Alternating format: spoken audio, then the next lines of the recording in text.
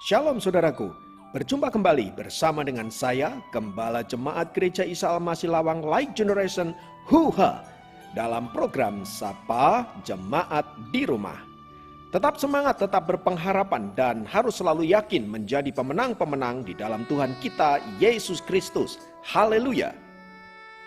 Firman Tuhan saya ambil dari 1 Raja-Raja 3 ayat yang ke-14. Saya ulangi 1 Raja-Raja 3 ayat yang ke-14 berkata, "Dan jika engkau hidup menurut jalan yang kutunjukkan dan tetap mengikuti segala ketetapan dan perintahku sama seperti ayahmu Daud, maka aku akan memperpanjang umurmu."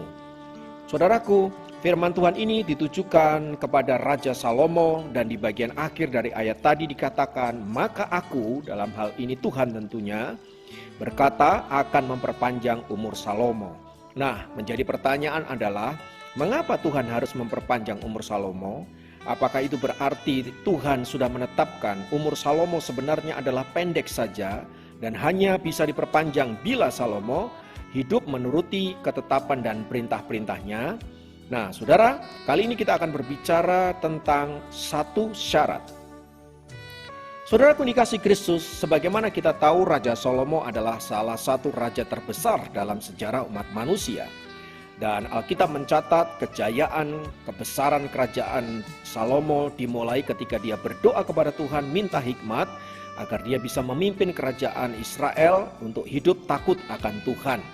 Dan karena hal itu kemudian Tuhan berkenan kepada Salomo sehingga ia kemudian memberikan bukan hanya kejayaan, kemuliaan dan kehormatan, tetapi juga kekayaan yang sungguh sangat luar biasa.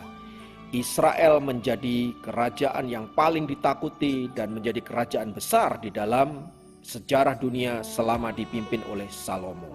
Namun saudara, jika kita membaca sejarah akan mendapati fakta bahwa ternyata umur Salomo hanya 60 tahun saja. Di mana janji Tuhan bila demikian? Bukankah ia sudah berjanji akan memperpanjang umur Salomo? Apakah Tuhan ingkar janji? Jawabannya tidak. Saya sudah menyebutkan tadi di atas bahwa Tuhan hanya akan memperpanjang umur Salomo bila Salomo mentaati perintah-perintah Allah. Itu berarti bila umur Salomo pendek saja, Salomo hidup tidak mengikuti perintah-perintah Allah. Faktanya, di akhir hidupnya Salomo jatuh ke dalam penyembahan berhala.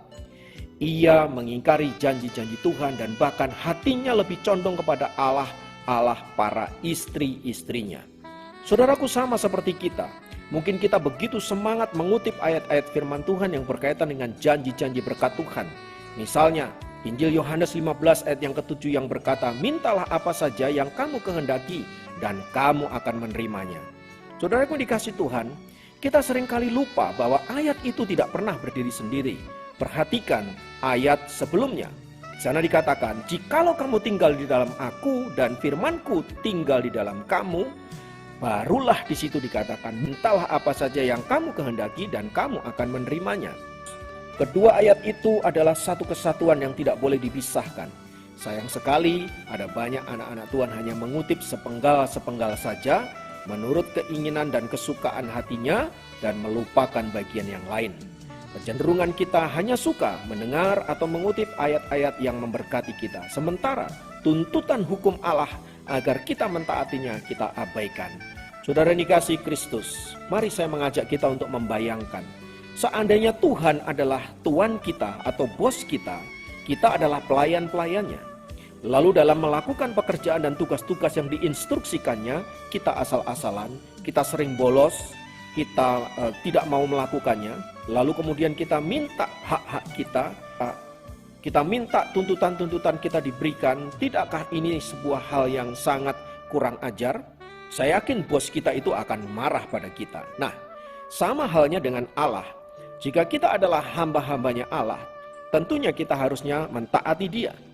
Sebelum kita meminta hak-hak kita, sebelum kita meminta bagian-bagian kita, seharusnya kita melakukan kewajiban-kewajiban kita terlebih dahulu. Nah, oleh karena itu, marilah kita boleh menjadi anak-anak Tuhan yang taat, menjadi anak-anak Tuhan yang senantiasa setia supaya janji-janji Allah itu digenapi di dalam hidup kita.